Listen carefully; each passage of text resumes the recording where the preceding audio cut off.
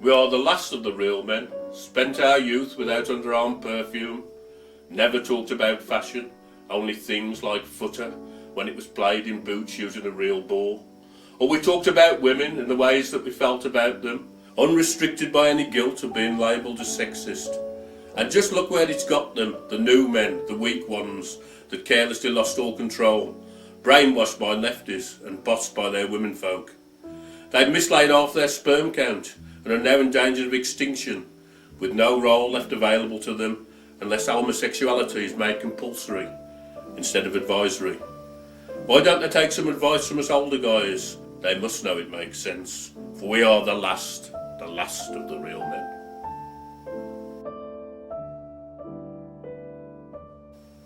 Feral. The night has tuna on its whiskers, kisses me in sleep.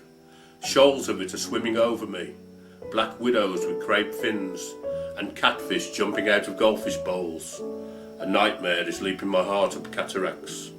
I am sleeping in a John West tin, nerves jerking subconsciously on sharp metal, the lid peeled back. The sky shows jagged at its curtain edges. Morning is meowing to come in. I wake up suddenly in tiger-striped pyjamas. You lie nearby in silk ones, salmon pink.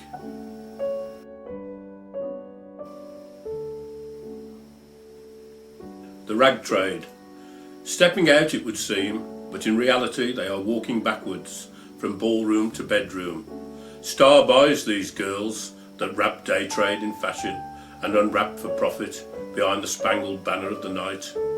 They discard an high street image for red light sittings above the salon, where in the twinkling of an eye, a flash of thigh, a deal is made. What with fishnet and trawling, the men flounder in, caught by lust and a curiosity for the latest fashion, an inquisitiveness for what the girls are taking off and handing out.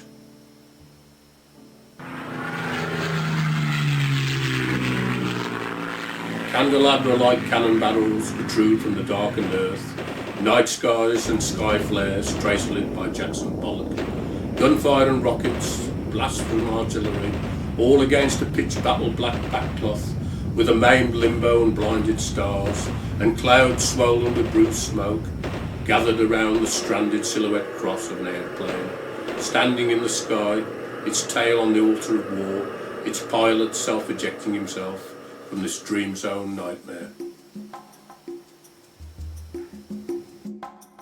White horses. Far southwest of the South Downs south of England, with its ancient riderless chalk horses cut into the cropped hillside grasslands, and a few miles from Georgian Weymouth, galloping above the lobster-cooked village inn at Osmington, the king on his white charger can be seen from the seashore white waves of the seaside, the sea's white horses lapping upon more white horses.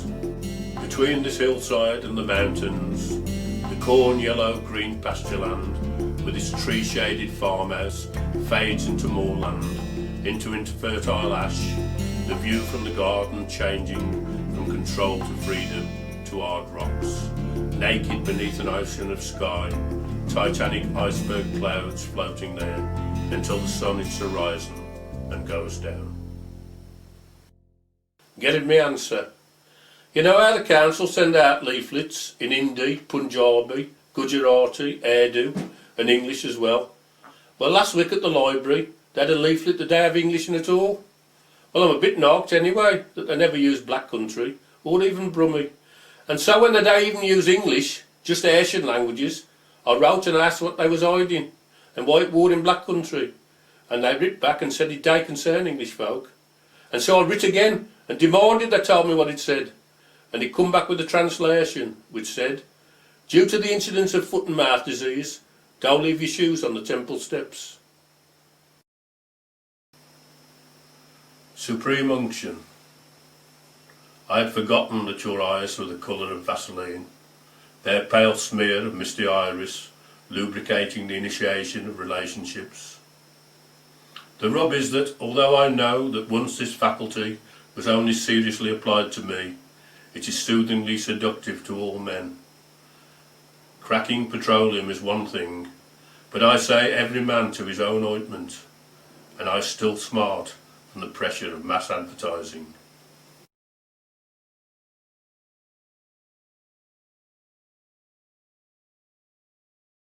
Candlelit suppers. Outside the mind, we are simply together, an intimate yet social event, dining expensively in our best clothes in the best candlelit restaurant. Inside the mind, we are completely apart, images acting expressively in the subconscious, naked goings-on burning the candle at both ends. The body is wrapped in a shoulder-cut tight-fitting dress, its hued patterns of curve-hugging waves, unable to distract the view away from the face. The hair feathered and braided, striated with multitudinous tints, the face painted with bright coloured shapes, unable to disguise the person behind the presenting image, or to obliterate the gaze of the eyes, the deep blue depth of the mind. Why am Darlaston blokes so slow? When it comes to learning things at school, the answers they don't know. They just sit and scratch their heads. Why am Darlaston kids so slow? When the teacher's cane comes out and he says, "Yeah, I'm late again, you know," they say they can't tell the time. Why am Darlaston blokes so slow? When they're growing up and wenches ask them out, why don't they say, "Well, I don't know, I'll have to ask my mum about that"? Why am Darlaston blokes so slow? I seen a couple by the cut last night, a young wench with a chap in tow, and looked real mad and shouted loud, "Why am Darlaston blokes so slow?" I heard one chap who courted 30 year, then come the bitter blow, "I don't think as we'm suited, wench." Why am Darlaston blokes so slow? And when the vicar said loud and clear, "Alf Wilkes, will you take your flow?" did he had to ponder quite so long? Why am Darlaston blokes so slow? On Saturday when with the wife down the shops they go, why don't Darlaston blokes lag behind? Why am Darlaston blokes so slow? And when the missus is a bargain, why do they say, "I don't know," and hold tight to the wallets? Why am Darlaston blokes so slow? And when they're getting home out the cold and the fire's burned down low, don't they wait for her to fetch the cool? Why am Darlaston blokes so slow? When the back garden's full of weeds, they'll stand and watch 'em grow, a-waiting for the rheumatic to ease. Why am Darlaston blokes so slow? But if you think Darlaston blokes and want to puff and blow, you should see 'em after tea at night. Then Darlaston blokes ain't slow. When the boozers open up the doors and the beer it starts to flow, Darlaston blokes and the fustons there, 'cause Darlaston blokes ain't slow.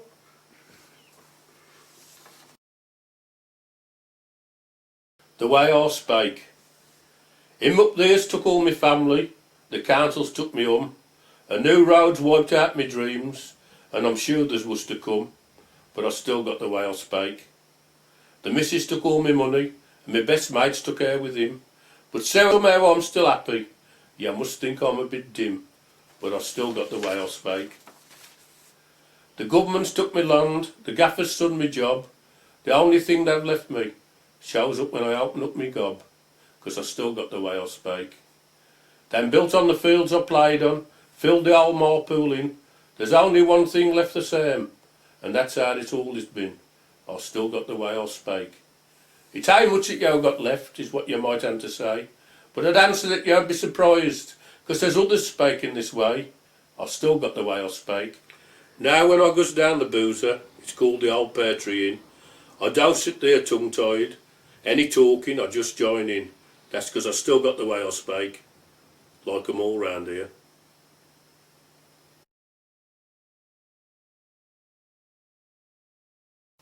Aloy had been jed for a fortnight, and his missus found time beginning to lag. I never thought I'd be so lonely, with nobody about I could nag. So I went to one of them seances, and soon man and wife was in touch. "How bin you there, Aloy?" I asked, and he said, "I'm all right, thanks very much." "Bin you happy, how?" Aloy asked. "Oh, as happy as a pig is in muck. I come in with a nice bunch of blokes. About time I had a bit of good luck." "Yes, I'm really happy, my man." "Having the time of my life," said Aloy. "As happy as you was with me, even happier," he said with a sigh. "Well, heaven must be a wonderful place to make you so happy when you're jed, even happier than when you was with me. Ah, but I aye in heaven, Eli said. Old Perkins.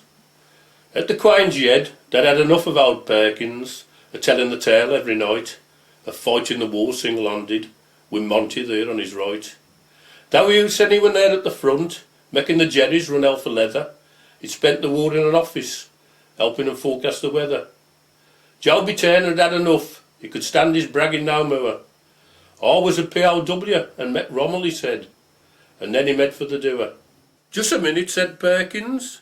You have never said that afore. Set yourself down, wust. I'd like to hear a bit more. Well, Joby said, we was prisoners, and they lined we up one day.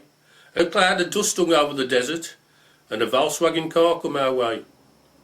It was Rommel come to inspect we, and he had a word for each mon. They all gid just name and number, but I was the talkative one. Where you come from, said Rommel, like he was passing the day. He seemed such a friendly bloke, so I don't think it had heard to say. Down Marshall Street, Smerick. That's a coincidence, Rommel said. I bet you know old Perkins that uses the Queen's Shed.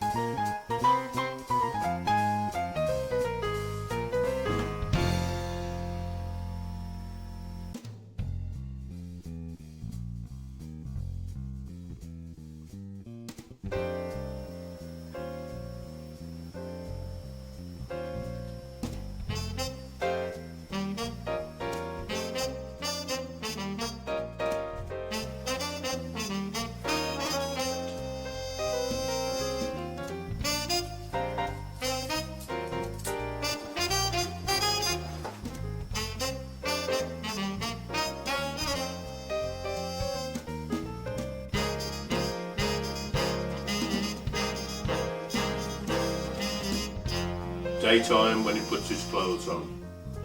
From your patterned coffee mug, iced with veins that are the same blue as your skin silk dressing gown, you sip your coffee milk from its frothy laced frilly edge sojourn into the microwave, its sweet expumed edge calling your tongue with caffeine casein as the warmth of its ingestion migrates to your skin. I read to you a short story by Brautigan, a meagre page that is a long seductive paging of the memory of women when they put their clothes on in the morning. And eyes closed, you are listening as I gently clothe the naked mind of early morning with silk-skinned words that slide so easily over the smooth skin of waking, awaking to the warmth of the sun on the windows, the chirping of songbirds practicing their scales, the taste of milky coffee, that feeling.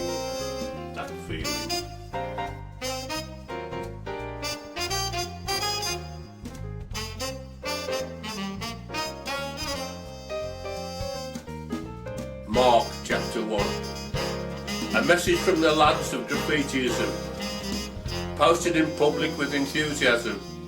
They that spray together have their say together, with even a little controversialism. Bare walls. Look everywhere and there are more walls than ever. walls within walls, and walls on the outside of walls. Plain walls without message, walls without interest that are awaiting your creations, individual or group, there has never been so much opportunity. Get in there and shake your can. Jack the Sprayer. Taken off the floor and put onto the vertical. Jackson Pollock off the booze, but no way sobered up. Illegible messages clarified.